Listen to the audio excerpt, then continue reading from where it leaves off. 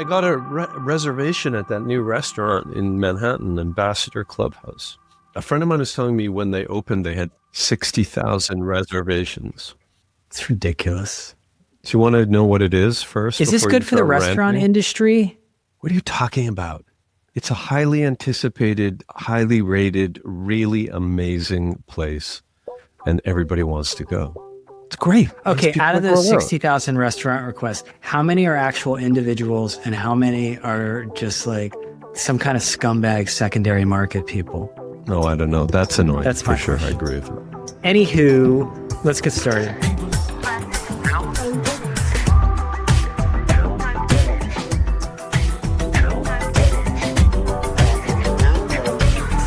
Welcome to People vs. Algorithms.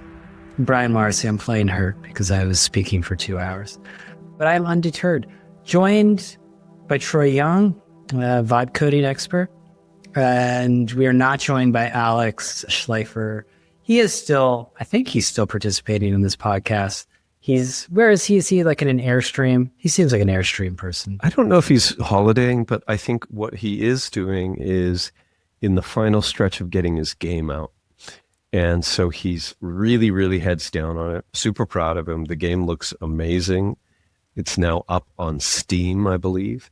Making a game's hard, and he's wanted to do it his whole life. And he, finished up at Airbnb a few years ago and had the opportunity to make something that he's always wanted to make. So what a dream. What a great thing. And so he's doing the final sprint. That's a great thing. I haven't seen the game. I mean, I'm not a gamer, but I'd like to check it out and see how it goes. He'll be back next week. Hopefully, I'll be doing this from Italy next week. I'm heading to, I don't know how to pronounce it. Perugia. Italian pronunciation is not great. I'm going to be at the International Journalism Festival there. I'm doing a little talk. It'll be fun. I like to hang out with the European journalism types. It's like a very global event. It's very prestigious, Troy, if you need to know. That's fantastic. But there's like a pecking order, because there's a pecking order in everything. And there's a pecking order about where, apparently, this is what I've been told, about which hotel they put you in. Like whether you're like at the bottom of the hill or the top of the hill. Well, that's true in Cannes as well. Because if you're anybody, in the old days in Cannes, you would stay at Martinez or Carlton or whatever, and and they would put you up. Or your company would pay for it. I stayed at the Martinez once, never at the Carlton. I did stay at the Majestic on Adweek's time. Thank you, Adweek. That was nice. Now I commute in from like Antibes. I take the train. Why not? It's like a 10-minute train ride. You don't have to deal with any of the Airbnb madness or paying some French guy like 8,000 euros for an apartment for the week. Anyway, just finished up this TRB morning salon. It was really good. We do in Chatterhouse rule, but there was some good stuff shared there about what people are doing to reorient their business models. And the big thing is, it's like everyone is, I feel like, is talking from the same book or singing from the same hymnal. And it is all about being audience focused in these business models and really getting down to a much smaller level and rebuilding these businesses while you try to operate the old business as best you can. I almost think that some publishers will end up having a bad bank sort of situation where they're sort of like hiving off the assets that are from the past and focusing on the growth assets. People Link does something kind of like this with their core and non-core assets. There was some. It shouldn't be much of a revelation, should it? It's like, we're going to be audience focused. It's like Starbucks saying, we're going to serve the customer good coffee. Well, okay, but like Starbucks' business, this is a good point, because Starbucks' business was fairly simple, is fairly simple. It's like you make coffee, you serve it, you get the homeless guys out of the bathroom, etc. Make sure the place doesn't stink with those sausage, egg, and cheeses. Keep going, Brian. Get back to the world music. I like Starbucks world music phase. But publishing businesses are really complicated. You know that better than anyone, because you're serving a bunch of different masters at the same time. I mean, your customers are frequently advertisers. They're historically at most places were not the audience. The audience was the product. And then you have to serve some algorithmic gods because they're the ones who are the assignment editors at the end of the day. You got to conform to them. Really difficult businesses to run. So I think choosing or being forced to focus directly on the audience will lead to better products. So I'm hopeful. There's a lot of good energy there. So I don't want to hear your negativity. What it makes me think is it's just a brief reflection on how profound the reorientation in the media world. I mean, I'm sure Emily would roll her eyes and say, like, old white guys talking about media change is nauseating. But I guess that's why we're here. There's a market for it. Some people. No, but it's just, standing back now, particularly at this moment, it's just the kind of ecosystem change is so tectonic and and holistic, where you think about like really what's been going on. And if you just like, I'm just like listing literally off the top of my head some of those structural changes, whether it's, the death of cable, the restructuring of cable companies and spinning them out as mature businesses, Ziff selling off assets, the death of Vice, BuzzFeed's near death. Well, whatever, kind of harvesting of what were once great, media magazine brands, the fortification or the strength of what were sort of legacy subscription businesses that have managed to kind of do well in this market. And then on the, so basically cable dead, scale dead, magazine dead, late night dead, network is on life support supported by football. Streamers have had to kind of figure out the economics. Like it's a huge change. And at the same time, the massive rise of creators, platforms continued, success, everybody going direct and focusing on the customer, as you said, the rise of podcasts, and then events being the kind of lasting way or the emergent way of holding on to sponsors. I mean, all of these things are just like a giant shift. Yeah. And a lot of people are trying to figure out how to get into B2B. That was something. I love that. I've like always been in B2B and been treated by these consumer people as like I was operating in a backwater. Welcome to the backwater. I saw something. And B2B just fundamentally kind of is having its moment because it's about all those things, right? It's about direct, high value, event activation, serving that, niche group well. Like, the mechanics of B2B are what the mechanics of B2C have become. That's exactly it. So I used to always be it was two conversations. I would have conversations as a reporter and editor with consumer publishers that were totally different than the conversations we would have internally. We would talk internally about email. I would talk to consumer publishers and they would talk about their Comscore uniques. We would talk about events. They would talk about their programmatic like operations and on and on. And now we would talk about lists, and now the conversations are very similar. And you know why it is? This floated around and this kind of tells a story. Acquired, great business. Okay. Podcast, great podcast. They're like a luxury podcast, if you will. They only do about 6 of them a year. They're massively. If you do anything for long enough, Brian, you eventually hit the zeitgeist, which is, is that our plan? That's the plan. Okay, good. Yeah. That's good. So, Evan Armstrong, who has a great newsletter called Napkin Math, he's a great dude. He posted this partnership packages for Acquired. They're sold out of 2026, sold out of 2027. You can get their presenting is sold out for spring, all of 2028 too. You can still get the mid-roll. You get 2 mid-roll packages are available for $2.9 million. We don't need to go through his ad availability. Okay, great. Good for Acquired. No, the point is... It's a great story, right? It's a singularly... You're very dismissive. It's a singularly impressive podcast. Look, we honor high margin products in this household. Honored. So let's honor Acquired for their high margin, business packages. But it does show the power both of B2B, but also of these high value niche audiences. And this is where we are going to see a flood of imitators post TBPN. Alex, who is unfortunately in his Airstream, or maybe he's working on his game, but I think he's in his Airstream. He made the point that in our chat that the TBPN deal makes no sense. It only makes sense as a way, quote unquote, a way for Sam Altman to bring on people he feels are fully aligned.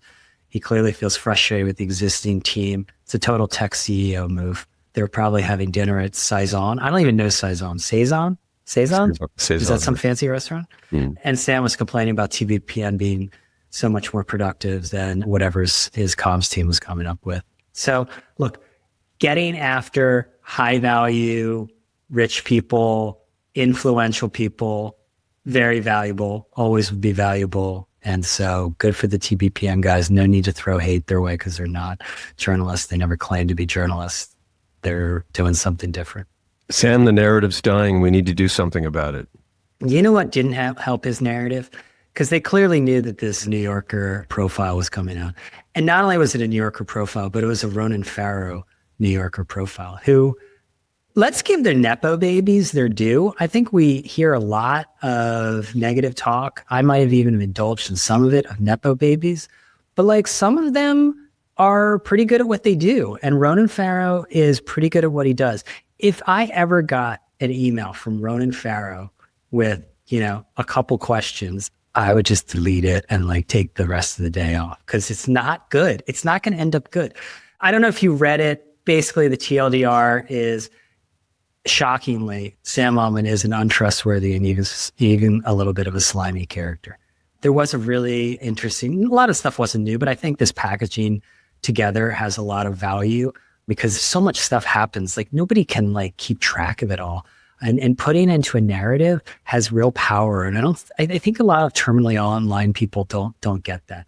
There was a good anecdote that he came up with. The most Silicon Valley of all meet cutes, Sam Altman had met his now husband in Peter Thiel's hot tub at 3 a.m. Isn't that lovely? It's very romantic. It is nice, yeah. It's not unexpected. If that was now, it would be in Peter I mean, Thiel's it's kind sauna. of a homophobic thing that you're implying or something like, ooh, it's creepy. Like, listen, if Not you at had all. met your wife in the hot tub at some dude's fucking ad tech party, I think then meeting you anyone would in a just be hot tub- totally normal. I think meeting anyone in a hot tub is kind of funny just as, oh, how did you meet? But yeah, maybe that's me. But a lot of this stuff reinforces a lot of narratives about Sam Altman. The part that I kind of get stuck on is this is all known, right? But it really lines up with a lot of really successful people, particularly in Silicon Valley, but not unique to that. If you think about Mark Zuckerberg, et cetera, there's a lot of sociopathy. And I don't know if that's a bug or a feature. Do you know what I mean? Like to get to, and I think in some ways we don't like to admit it, but when you're operating at a certain level, like it's probably an advantage to be as aggressive as Sam Altman is and, being willing to go up to the line, find how much you can go over the line. And I don't know if that's necessarily, I don't know if you can unpack the sort of, being successful part from that other part, which in other people we would think of as a pretty negative personal trait. Any thoughts on that? Well, yeah, I think there's people that run big companies that are just kind of see the matrix kind of operational people.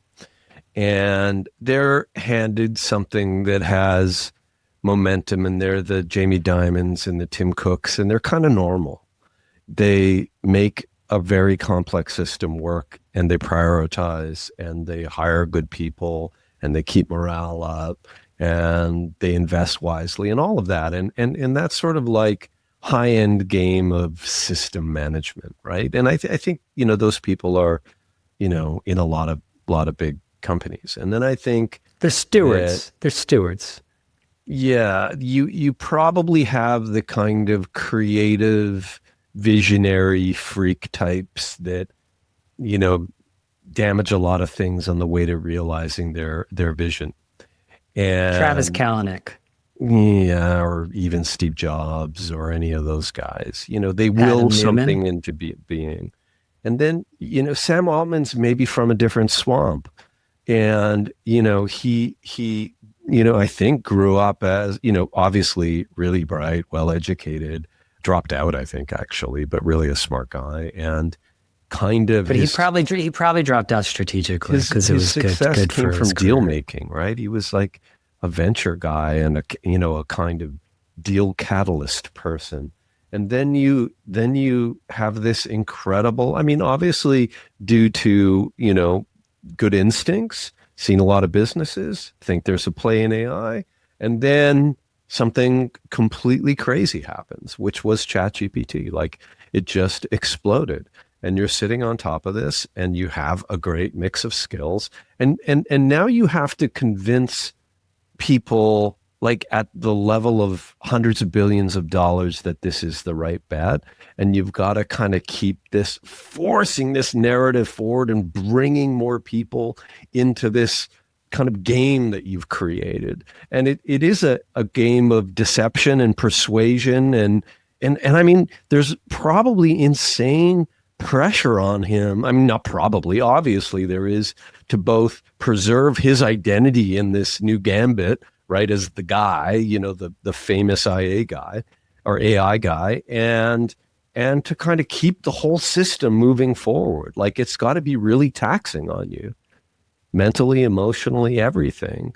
Does that mean that you have to be a sociopath to do it? No. Is it useful? Probably. It seems very useful. Yeah, I don't know. Guys like Tim Cook does not do Uber. Brian, he does not get Uber in all of those cities. It takes Travis Kalanick. It takes, and I think that's why Silicon Valley rightly kind of looks the other way at a lot of things that in other industries would be even like career killers. And sometimes that works out. A lot of times it doesn't. I assume that's why there's the Forbes under 30 pipeline to prison. 9 times out of 10, that's probably where it ends up. Let's take the other side for a minute. Let's imagine that actually the sociopath here is Ronan Farrow, right? And he's the guy that exists on a continuum between normal people and like cops and like nasty investigators. And he's this guy in the middle that like tells on students in school. And he's a narc. You decide that you're going to dig into this guy's past and figure out if he's slimy or not, and try to kind of, piece this narrative together such that it's both engaging and, mostly truthful, and kind of, who gives you the right to like paint this picture of another human being like that? This is your Tucker Carlson segment. No, Who are you? So I think I was born here. About it. I mean, I think that these New Yorker profiles are to be taken with a grain of salt. And I think at the same time, it's for a minute kind of appreciate that, Sam has had to kind of bend light to get this thing to where it is now. Agreed. And we're going to find out the mettle of this guy though, right? Like, I mean, beyond the hot tub stories and the you can't tell when Sam What hot tub stories are you talking about? The guy had a hot tub. I mean, he went to his friend's house and had a hot tub. You don't do that? You want to come over? I have a sauna. Let's have a sauna. Is that going to get written up? I have no idea. Like, I guess it depends what happens. It does depend. But, Anthropic has, they've taken mind share. This is a tough year. Fiji Simo is going out, on medical leave. The CMO is out. She's also dealing with medical issues, but she's also not coming back in her previous role. I'm more comfortable with evaluating Sam in a more clinical way as a CEO of a company. No, I understand. And that's the more interesting thing, because they're barreling towards a IPO this year. You've got SpaceX is going to go first, probably. Maybe Anthropic, then OpenAI at the line. And the question is, how many $1 trillion IPOs are going to be able to go out? And also, when the filing takes place, a lot of those deals, a lot of the quote unquote round tripping deals will start to get put under the microscope. And it's more interesting. That S1 filing is going to be a far more interesting publication to me than the Ronan Farrow story, because that's where numbers are. I'm into numbers. Yeah.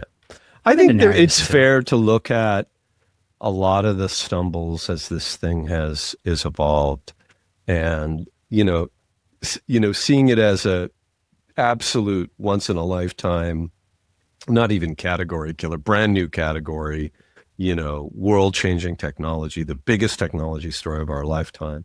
Sam says, I need a portfolio strategy. I'm going to do devices. I'm going to do social media.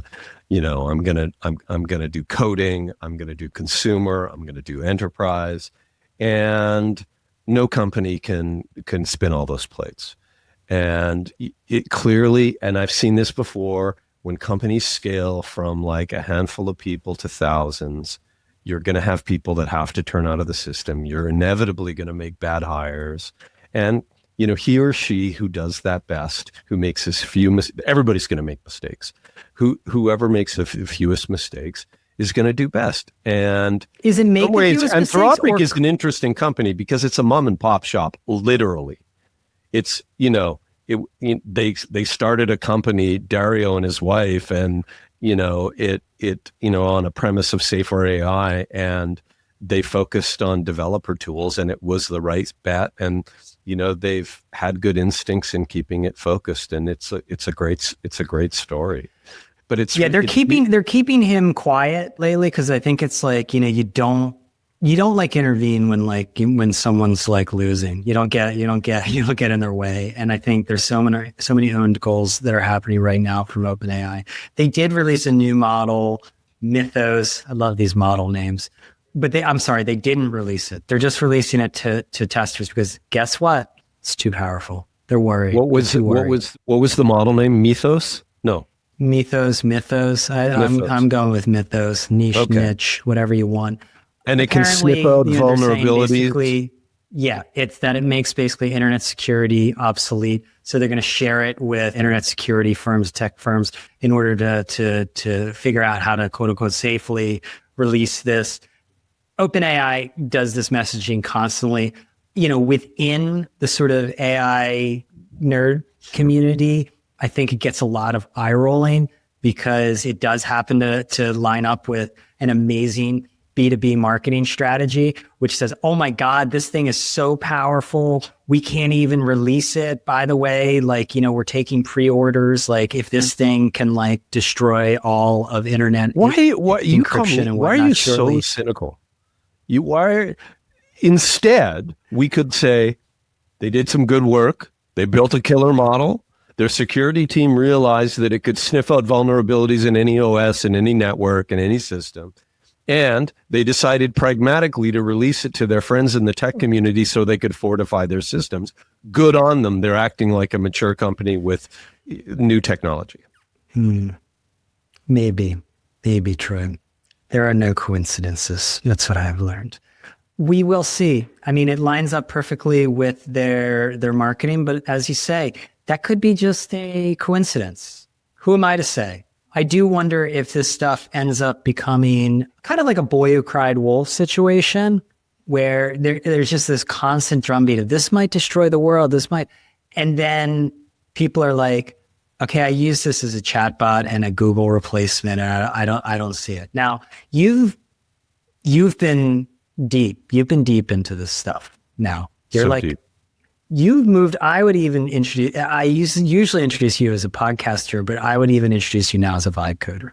I think it's what I'm putting on my LinkedIn now. Yeah, exactly. What I've realized is the ultimate social network is not LinkedIn. It's the most horrible, but I never use it, so I don't really care. But the ultimate social network is GitHub, because GitHub is a social network where you actually have to show your stuff. So, it's not like you talking about your job or talking about the things you believe or your theories on the world or whatever. It's where you put your code. Okay, but what have you learned? So it's called Hot Takes. You didn't. I think that was basically to take away my co-authorship with Steelman. You are on fire today, my friend. You know that if you want, by Brian Morrissey, I even put your name in the Brian's Take. It's memorialized in the interface.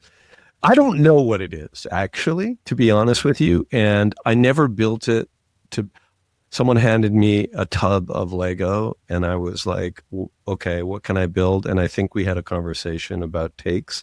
And I was like, I'm going to build a little take machine.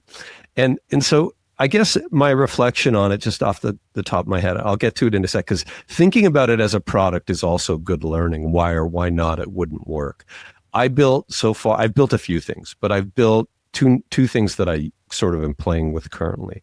One is the, inappropriately named PIMP, which is the Personal Intelligent Media Platform, which is basically my media aggregator. Now, what have I learned just from sort of observation is I use it every day.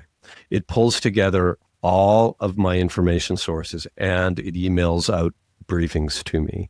Those briefings are actually really, really good because they come from the sources I care about, and I like the tool. I find it an efficient way to consume media. So that's fine.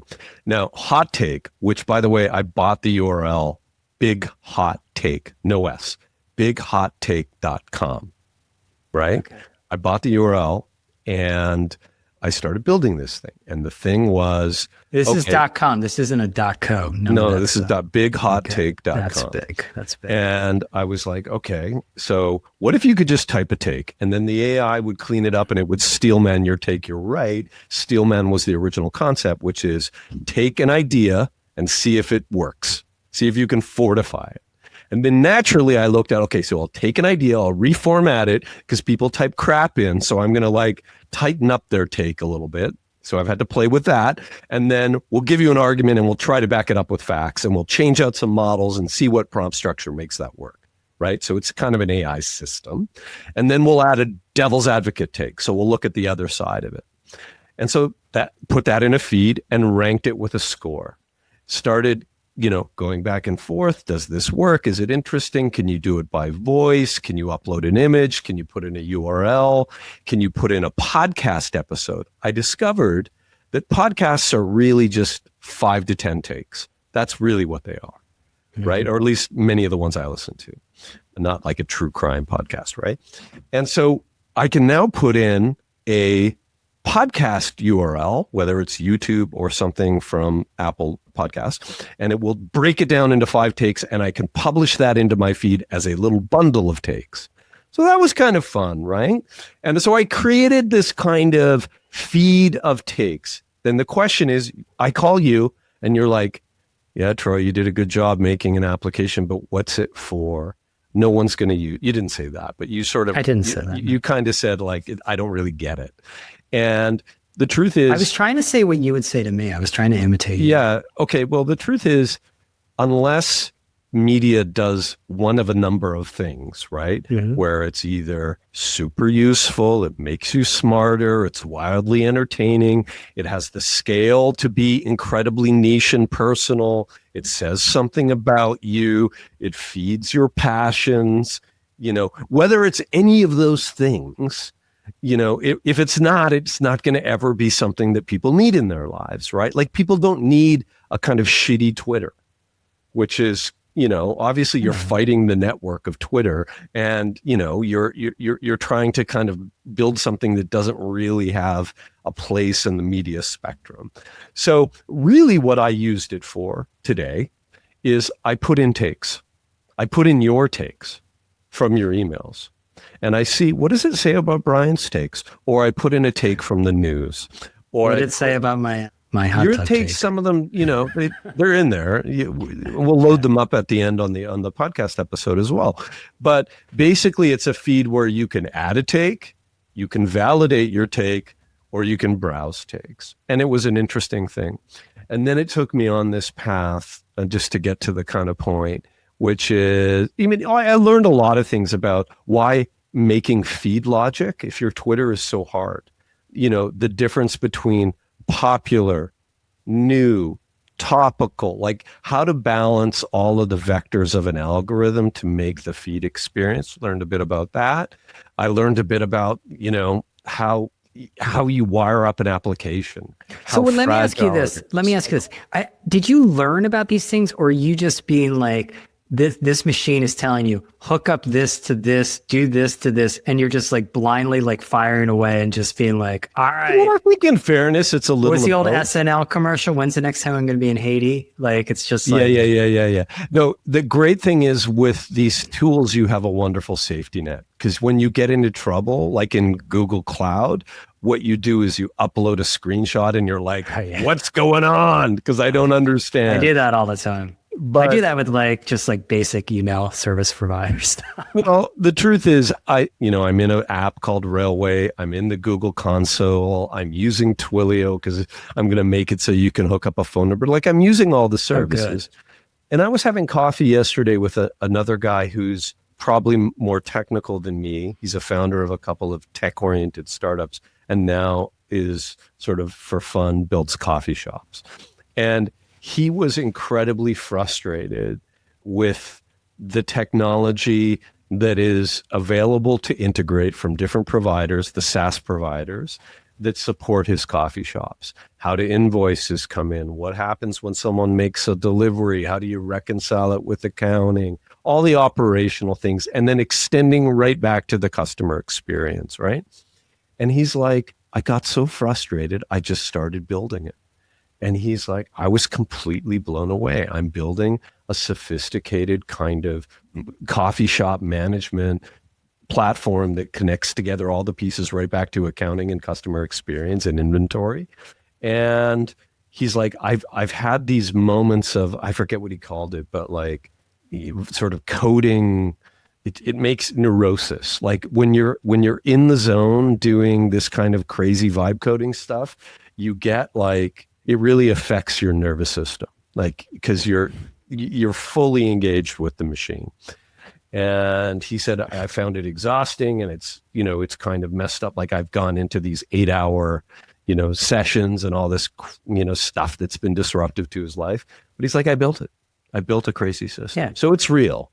It is real. And it has, I guess what it's taught me is it has, and will have massive consequences for how you structure companies, for sure. So I think that part is the interesting one. It's all interesting, but it's the most interesting one, because I think back to the social media era, and I was like, younger then. And so I remember thinking like, I can't believe Martin Sorrell isn't using Twitter. I mean, how is he going to understand this? Martin Sorrell, you were right. You should have sought that one out. But I think there's a lot of utility from what you're saying, and just seeing it like, in action, to people really getting their hands dirty, like getting like dirt under the nails. James Capo, the CEO of Amida, he took time this weekend and he vibe coded like an entire MCP like that. And, he's the CEO of like a sizable company, but that kind of exercise is really useful, I think, for anyone to really understand the implications of a lot of this. Because if you're just like reading a lot of articles, I do think that there is something kind of visceral, like even secondhand, when we're talking on the phone, you're like, refresh now, like things like we were talking about is like it's like working. Like, I'm like, oh, wow. Yeah. Like remarkable. Well, yeah, it's so true. So you do really see how the kind of new knights of organizations will have tremendous leverage over pools of agents. You do see how the amount of software in the world is going to explode, and the maintenance of that is going to be a nightmare. You do see how, security vulnerabilities are going to be a huge issue in this new kind of world of, everybody coding. You do see how the market for developers, and I think this is the wisdom of Anthropic, moves from being developers to sort of a prosumer market, much the same way that like photography went from the province of experts to something everybody used. I mean, just today I was looking at a new service, Brian, called Poke, Poke, and essentially what it is you can text their AI service. It's personal agents. And you can text Poke's AI service and it'll go do things for you. No OpenClaw setup, no vibe coding, nothing. And they have all these components inside of their system that they call recipes. So I set up a recipe to control, for example, my Sonos. It registers my Sonos on their network. And now I can text my Sonos. And I have this, reasonable LLM powered interaction like, hey, can you turn on the Sonos downstairs or whatever? And they're like, found the Sonos downstairs. What do you want me to put on? And that's pretty cool. So you get to see, and here's another one. I'm kind of obsessed right now with the idea of an emerging data marketplace, because I've had to sign up for 5 different API providers going through, like, for example, I need an API that can provide whole podcast transcripts so I can process them to create my takes. So you got to go out and you got to find the guy that has that, because it's not available from Apple or Spotify. Let me ask you this. What is your take machine? What does this cost you a week to operate? And now, what do you pay, and what do you think you actually should be paying if we weren't in the Uber costs $5 to the airport phase? Because this is all subsidized. It's uneconomic. Well, I mean, I think it's a tough question, Brian, because I've built it like a caveman. And what I do know is if I'm not careful what model I select, it could cost me a fortune. So if 1,000 people used it this month and I had it coded for Claude Opus, it would cost thousands of dollars the way I've done it, And so, there's the little dribs and drabs. There's the API services. There's the hosting service. There's all the tokens I'm burning. But as far as I'm concerned, anybody right now that's curious and wants to kind of learn needs to employ agents in some shape or form. So your kind of place on the learning curve coincides pretty intimately with your token usage. Got it. So if I spent $1,000 this month on it, it would be a good investment. Because I'm more valuable to the people I talk to, and I'm a way more insightful investor. Like, because of this, I'm turning down an investment that I was going to make because and I would have put in like real money. So okay. I'm turning it down because I don't believe what this person has created is sustainable. And so, yeah, it's useful to me as an investor, as an advisor, and more importantly, and most importantly, because I tend to do now what I like doing, it's really, really fun. Okay. Well, keep us updated on the progress, and I believe we'll be putting a link to it. Are we putting a link to it in the show notes? We'll put a link to it in the show notes via Big hot take, not takes. Big hot take. Big hot take. I think it should be takes, but I got cut out of the project as it is. AB is here. We're going to talk Midas Touch, which got some funding from George Soros. Who else? Perfect match. I just want to get into a couple of quick. One is I am keeping close tabs on political leaders as content creators, not as like a side gig. Like it seems like this is the main gig. Mamdani is a master at this. He just did like a 6-hour walk back. He's shaking hands. He's doing short form videos more seemingly than he's doing meetings about policy. I New York Times kind of bitch slapped him yesterday, by the way, and it was great to see. Yeah. So they said, "What about jobs?" That's offensive. We can talk about safety. I think my hot tub comment was offensive. Yeah. Well, maybe we should worry about jobs in New York. Just don't chase jobs out of New York. Yes, I know, but like this, look. The point is like Mamdani, they just came out with the approval ratings. His approval ratings are really good. Everyone in New York hates the mayor. Look, it's 1,000 days in the office, and he's getting people on his side. I think a lot of the unpopular stuff, he's been able to at least get out there, and he's been able to cover it, provided some cover with a lot of these short form videos. On the other hand, we've got this Iran war situation, and I think one of the big upsets is how good Iran has been at the content game.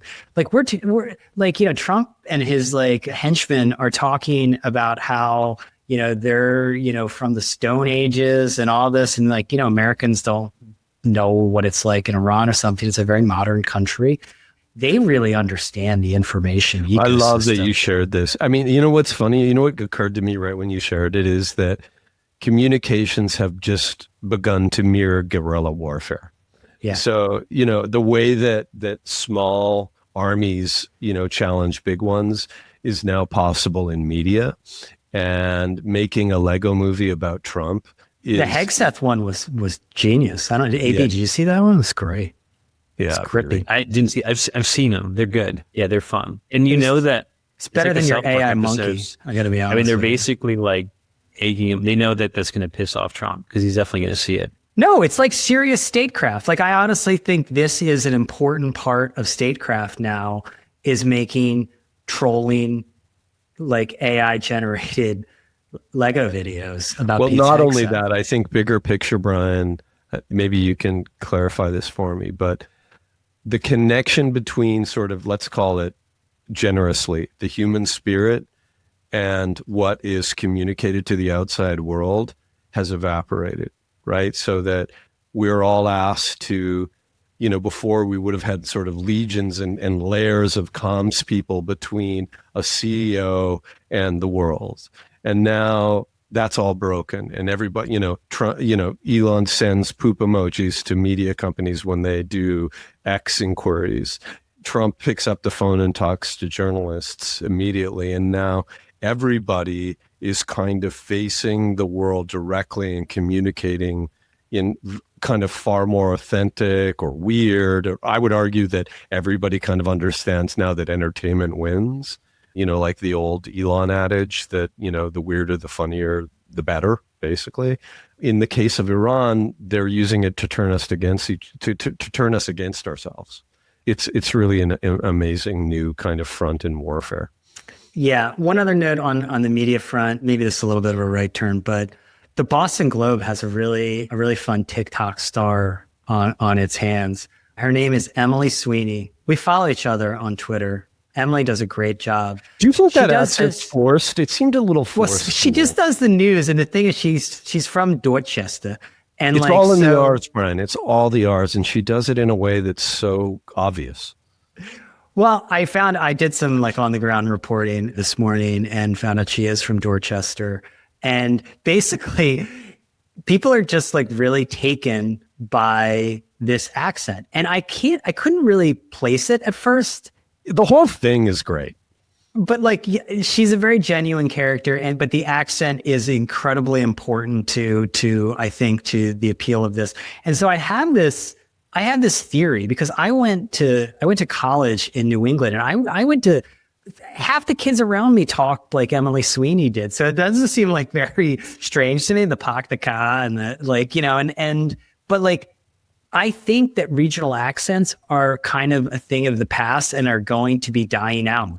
I grew up in a regional accent hotbed in Philadelphia where, neighborhoods have their own accents. Northeast Philly has its own accent. There's a Roxborough accent. The mayor from Easttown got everyone to face with Delco. Now I think that's kind of blurring because everyone is raised on the internet, and that flattens everything. Swedish teenagers talk the same way. They talk English the same. So I think people are looking for pre-modernity in a lot of different areas, and they're even gravitating to what we have lost with regional accents. That's my take, and I'm going to go with it. Well, I just submitted your take, Brian, into the take machine. Oh, God. What did it say?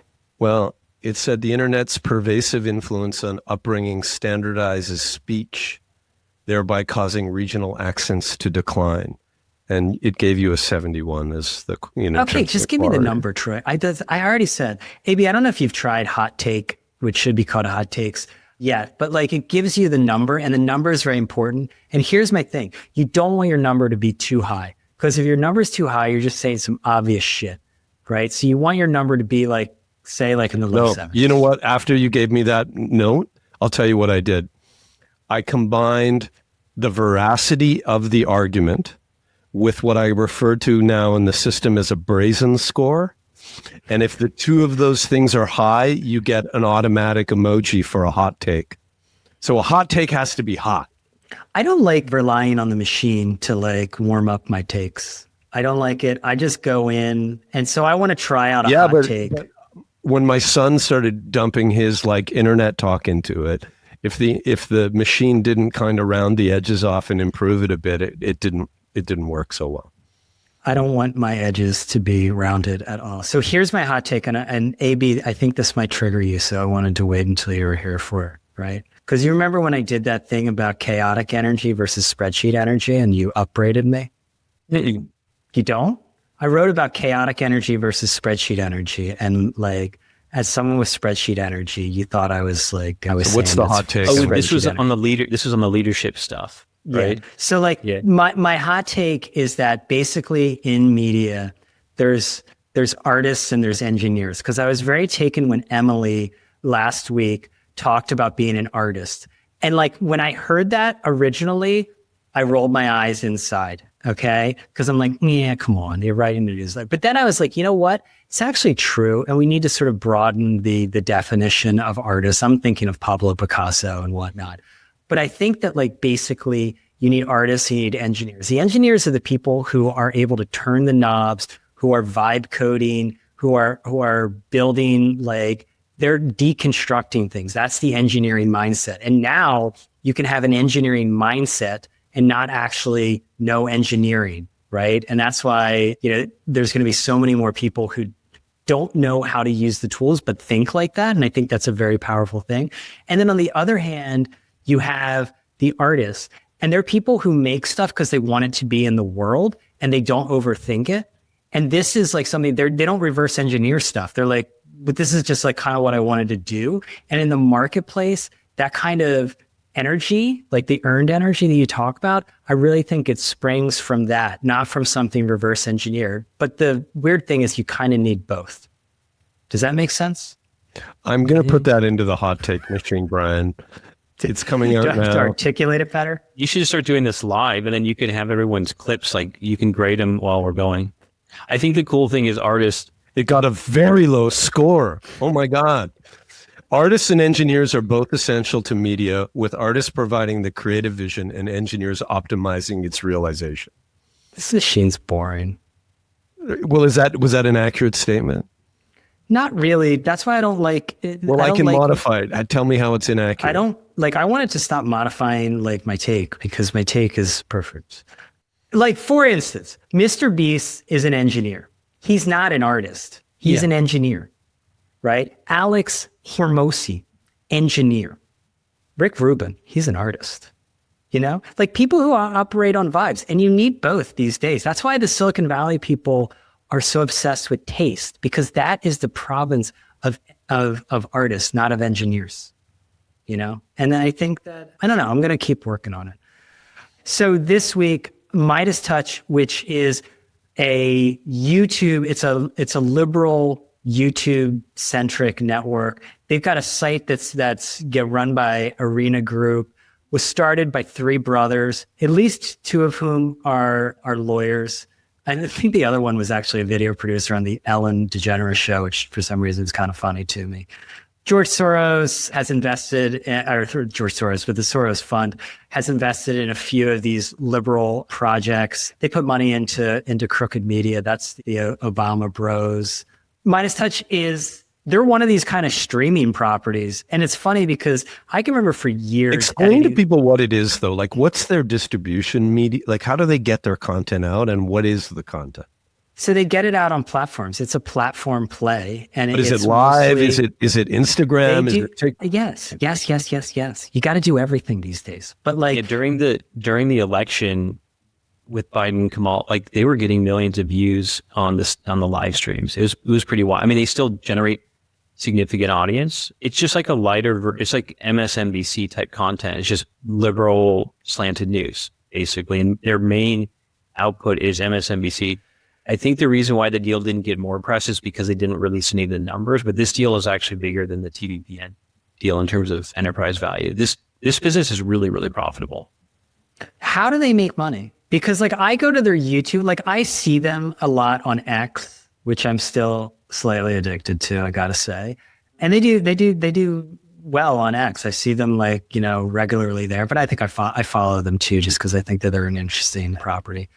But YouTube seems to be where the center is. Then I go to YouTube, and this is the same TBPN thing. I'm like, okay, 77,000 people see a video. I mean, they do a ton of it. Like they're doing 24/7 streams. I don't know who in their right mind is streaming freaking Midas Touch at 3 a.m., but God bless. How do they make money? I think most of the monetization is through the YouTube programmatic. I don't know if they have their own CMS, but yeah, it's just programmatic advertising. No, I bet they're doing reads and stuff.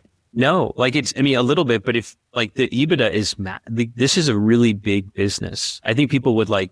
Just from YouTube. Yes. And from like the merch. No, they're selling direct stuff. They've got cringy merch. It's not optimized like TVPN. TVPN was optimized where I think they're probably charging more than what their audience, the depth of their audience. But these guys, I know, Brian, maybe you saw a video with 70,000, but most of the videos have hundreds of thousands of views. And then, like I said, during the election, most of this stuff was doing like 10 million, not live views, but like it got. Okay. Yeah, you're right. I'm sorry. That was early. They have about 6.3 million subscribers.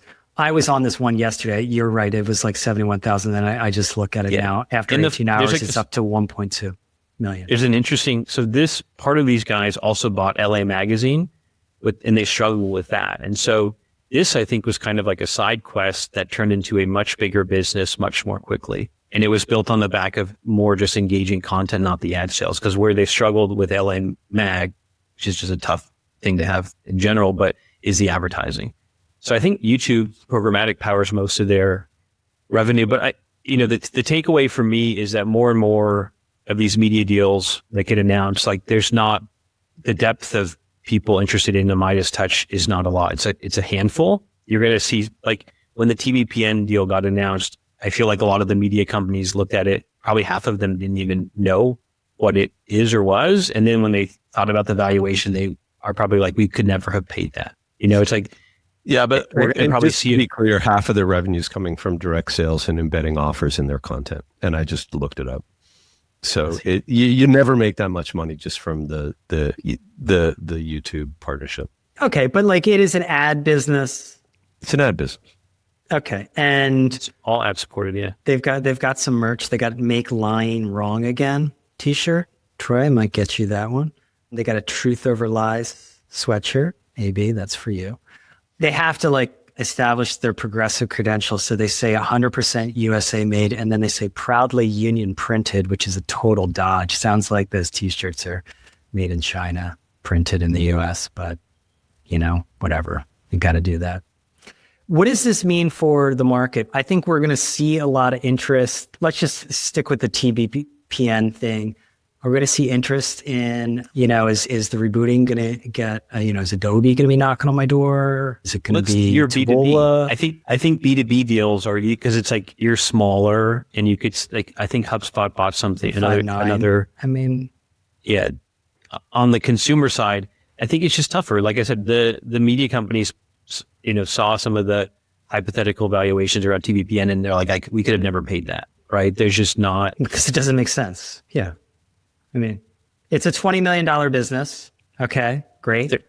Right? 30 million. Okay, 30 million. They do 30 million this year. Let's just say, they only have a few employees. They're like what? Like 15 million? 15, yeah. Profits? Okay, so like, yeah, you don't get to like 200 million or whatever the price was. But. I mean, the ranges that people have said is between 150 and 250. So you start to see, and like they had growth, right? Last year they did 5 million. This year they did 30 in terms of top line revenue. So maybe they could get to 50 million plus in the following year. So, I mean, you can start to see how a media company could pay for it, but I don't think they can move this quick. Again, the buyer pool here is pretty limited. Like there's not 10 OpenAIs, and OpenAI is not going to buy another media company. It's probably the only media company they'll buy.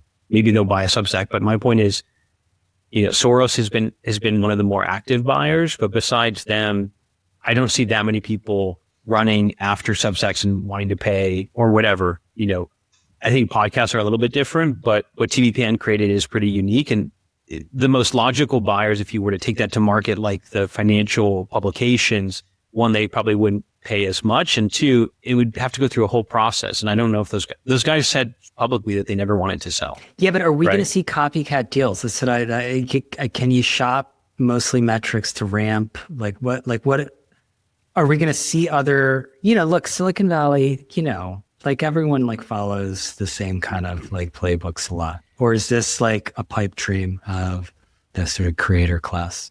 I mean, mostly metrics. Of course we are, Brian. I'm sorry to interrupt, but like if you imagine that a big company that is fast growing is playing by the rules of the new ecosystem, and they are potentially spending $1 million in marketing and PR and communications to grow their sort of cultural influence and their customer base. They are now in those rooms saying, we need to be creators and media makers on our own. How do we do that? The idea of like getting the people from your comms department to kick something like that off is a little intimidating unless you have absolutely the right people. So you say, I'm going to spend 10, 20, $30 million to acquire a company that can be the front end of our company. The challenge is how do you balance to what is their feed before you acquire them to what is their feed after you acquire them, and how they become essentially part of your PR apparatus. That's the hard part with TBPN or with any company that gets absorbed. But there's now, I would say, several precedents that show that it actually works. And, probably the best precedent is A16. They turned a venture capital company into a media company, and they have far more influence as a result.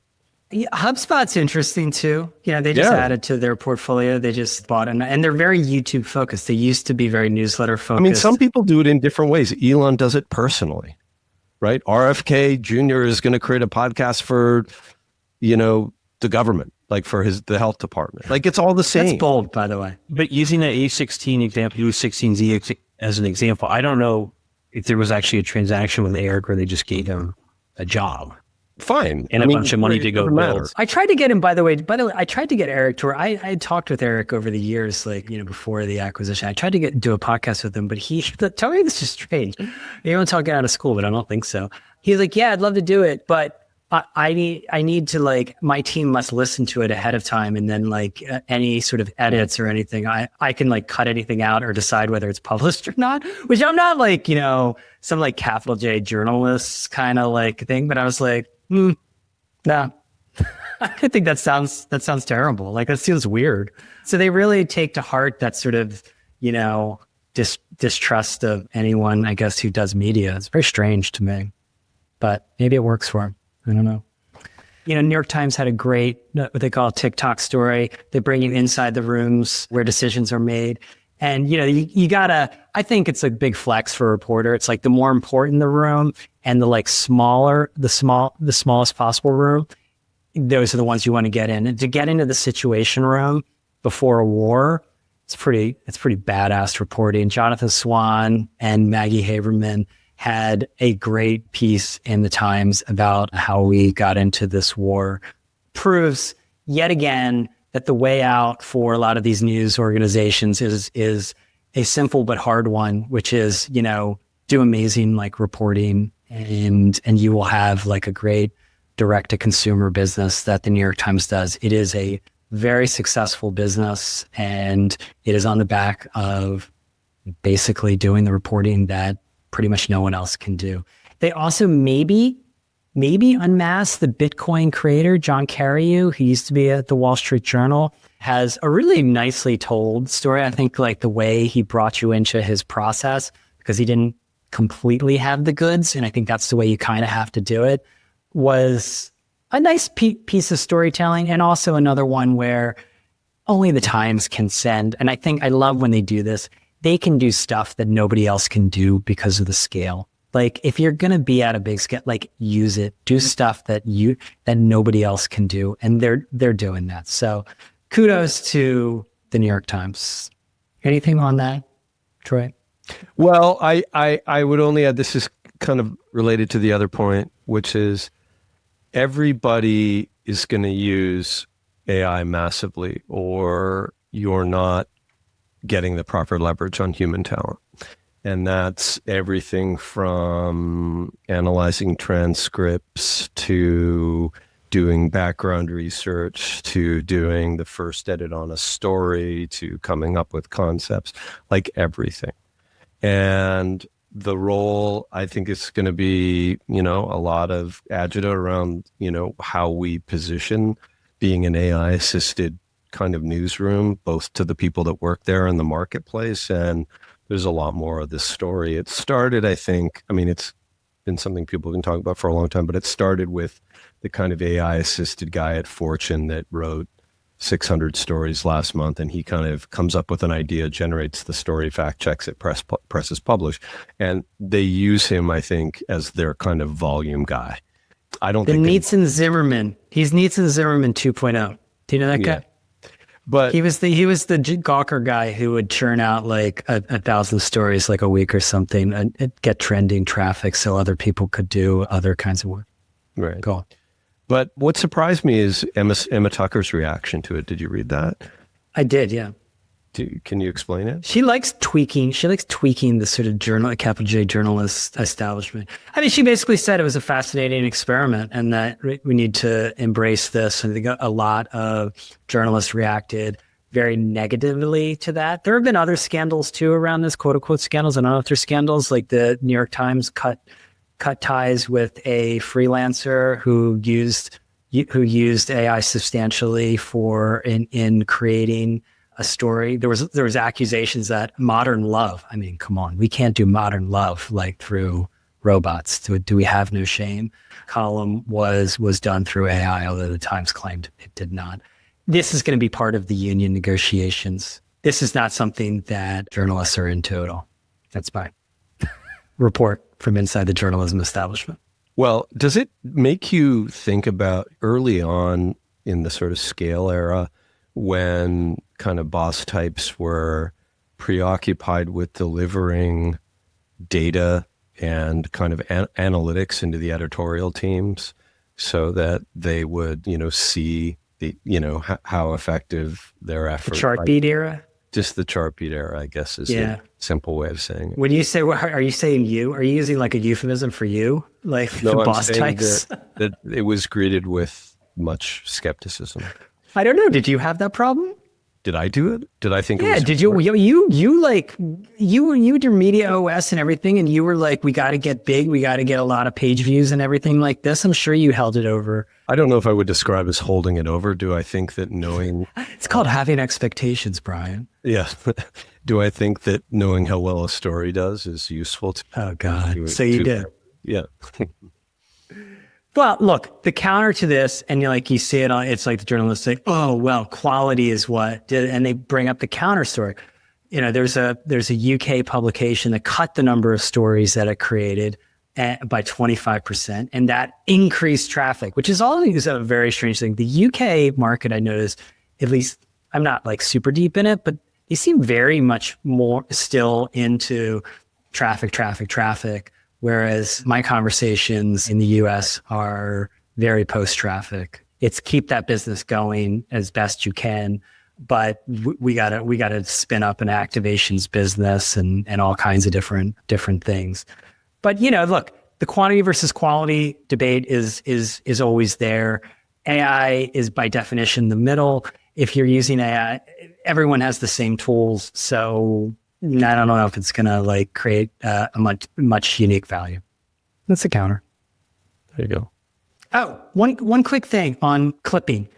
AB, how important is it to the enterprise value of these streaming properties, the fact that they have high octane clipping operations? Because I'm always struck by the fact that there are these brands that to me only exist in a clip world. Like, I suppose they're published and people are watching, but I really don't know, and I don't even know if it matters. Like, I guess there are people who sit there and watch Clavicular for 5-6 hours a day, but I would assume most of the reach and quote unquote engagement is through clips and clippers, that's a term of art, but also like an entire ecosystem. Have really taken over in some ways these feeds because, volume wins. You just pump out tons of clips. I think for each of these streamers, they have, depending on how big they are, they have multiple people clipping this stuff up. And it's just a different way of interacting with the content, right? So on TikTok, Clavicular or like a Neon or like an Aiden Ross, like their audience is going to be scrolling through TikTok. And so they want to see the 60 seconds or whatever, like the memorable moments there. And I think it's pretty interesting because the streamers have their own dedicated clip streams, and then other people, it's like a cottage industry where other people are just clipping the stuff up and including it on these different streams and making their own money. And what's pretty crazy is the good clippers are making like considerable amounts of money. We talking about this where I think the one guy can make like way more than $10,000 a month just through engagement, ad sales, things like that. But they're parasites. They're the parasites. It's just plankton. It always is. Yeah. I mean, is it? It's not interesting. The money is always in these parasites. No, Troy, I did not call it, but Troy called ad tech a parasitic industry.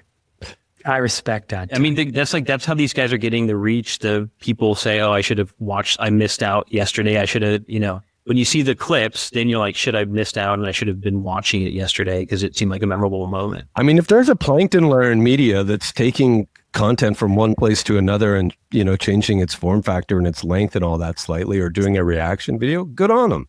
It's an important part of the ecosystem. Let's move on. Absolutely. Okay. I like the idea of calling a company like a PE-backed, like roll-up company, like Plankton Media, like, be fun. Okay. Go on. Sorry, AB. I was going to say, when you guys were talking about like the speed of media and things like that, I think it's one of these things where a traditional media company would be like, yeah, we'll have someone clip stuff. Like the speed and efficiency by which some of these independent creators can move allows them to be clipping this stuff up and getting much more reach much faster, right? Like, because there's no, like, these kids that are working for Neon are not bounded by any rules. They're just figuring out what they like and posting it.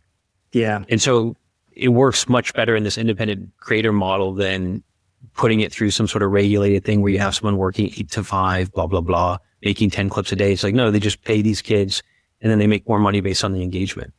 So someone could be turning out 100 clips a day. Guys, you're talking about clipping stuff. Seriously. But it's a serious... AB, have you bought any of these Palantir's latest drop? So Palantir has a merch line. It's like they do drops, guys. They do drops. They do drops. I didn't respond to that, and I had like a sort of... Drop 12. The sweatshirt says Silicon Valley Dropouts, Palantir Technology, established 2003. It's sold out. Nice sweatshirt, actually.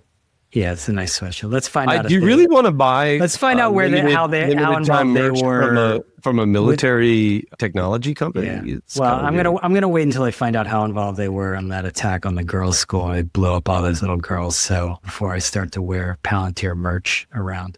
But this is part of there are, to me it's like half trolling, but whatever. Like I kind of this makes me sort of miss Northrop Grumman. Like I mean, just sort of make right there with precedent.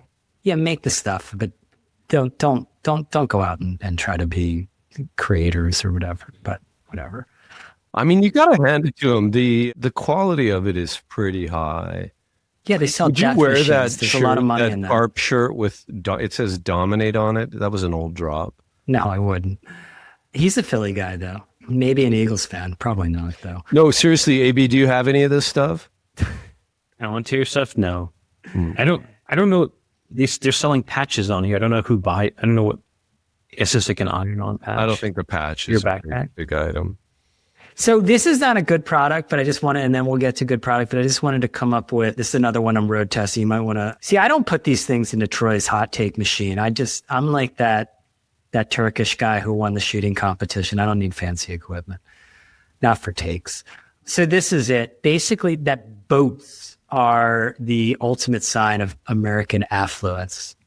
Like I remember when Trump was interviewed by Theo Von, Trump was going on and on and on about the best economy in history. Nobody has seen it before. They say it's the best thing they've ever seen. It's not possible. And Theo Von's like, yeah, I know, man. No, it was good. My cousin got a boat.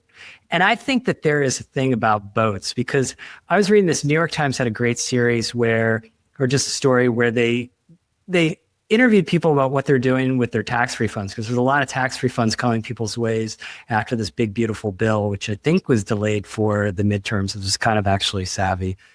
This old couple, this is the new American dream.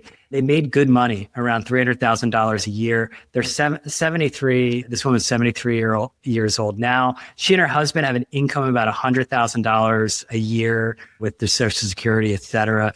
And they got back like $5,300 that they're going to use to go to Ireland. And she says, we're very comfortable. On paper, we're millionaires. We have a boat. So I think I have to pull the statistics. We can put it in a hot take machine. I think the ultimate sign of American affluence is to have a boat. I know you have a boat, Troy. So I think it's affluence and then access to like unlimited leverage, even when you shouldn't, right? Well, boats are a notoriously bad investment. The old saying is the two best days of your life are the day you buy a boat and the day you sell a boat, because they rapidly depreciate. and they cost a lot of money to upgrade. The fuel bill, forget it. Well, people don't use them too. It's not the fuel bills. It's maintenance and docking and care and all that stuff. That's what costs a lot of money. I mean, maintenance can cost money, but it's really like take the boat out of the water, wrap it up for the winter, do all the things, clean out the tank, put it back in the water, pay for docking fees, all that. But the upside is that boats are like ultimate freedom, right? There's no lines on the road when you're on a boat. Like you just go anywhere. You go anywhere, do anything. I mean, there's really literally, and I'm not like a boating lifestyle guy. And by the way, I mean, one should differentiate between like small, medium, and large boats. Boats are really dumb expensive, but when you're on them and it's a beautiful day and you packed your lunch and you got a couple of cold ones in the cooler and you're out on the water and we all get together and we tie all our boats up like in a kind of American South fashion. I don't know. That's super redneck of you. Yeah, it's really redneck. And we do that. So we'll have like 5 boats tied up and, people will move from boat to boat and we'll have a couple drinks, have a swim. It's fun. Super fun. Yeah, that's some like redneck Riviera stuff there, Troy. Congrats. Do you have a good product? We call them raft ups. You were getting an accent. Raft up. Good product. No, I actually don't have one. As luck would have it. No, I almost always come equipped with one. And if I don't have one, I usually think about it, during the episode. Okay, well, we'll go with we'll pretend the boat one was boating is like a super bougie one. I would never do that one, but like now that you've thrown. Well, I don't have a boat, so I can do it. Exactly. They have these bridges near me that have to go up for the boats, and like it causes like traffic jams. And I've always thought I don't understand why they're not charging the boats for going under any bridge. I would charge. I guess it's because like Florida hates all taxes, but I would charge every boat that passes through a bridge, like a toll. Like you should get the Iranians to run it. This is exactly what they're doing. Like, I mean, this is also, they're very savvy because like they're basically just running the Google playbook on the Strait of Hormuz, right? Yeah, but imagine if everybody did that. That's the thing. Like when you have a choke point, it's fine. I wasn't surprised. I'm like, I've seen this for a generation. You got to be kidding me. Of course, if you got a choke point, you're just going to take a toll. This is the magic of search advertising. You'll probably notice that I'm wearing a Espo hat today. Oh yeah, Espo is the sparkling caffeinated energy drink. What is it? Like? Am I getting that wrong? Well, it's the Refinery 29 guys, and it's espresso soda. But it's carbonated too, right? It's got some carbonation in it, yeah, and It's delicious, and it has a bunch of caffeine in it, and it's low calorie, and it debuts in Whole Foods this week. It's a big moment for them. Go buy it. Are they going to put THC or mushrooms in it, or no? No, it's more of an energy vibe, and you can find it in the coffee cooler, in the coffee section of the refrigerator at Whole Foods. It's good. The lemon is delicious, really good, and it's a great afternoon pick-me-up. Okay, I don't do caffeine after 11, but we'll check it out. That's it for this episode of People vs. Algorithms, where each week we uncover patterns shaping media, culture, and technology. Big thanks, as always, to our producer, Vanya Arsenov. She always makes us a little clearer and more understandable, and we appreciate her very, very much. If you're enjoying these conversations, we'd love for you to leave us a review. It helps us get the word out and keeps our community growing. Remember, you can find People vs. Algorithms on Apple Podcasts, on Spotify, and now on YouTube. Thanks for listening, and we'll see you again next week. Thank you, guys. All right, guys. Thanks.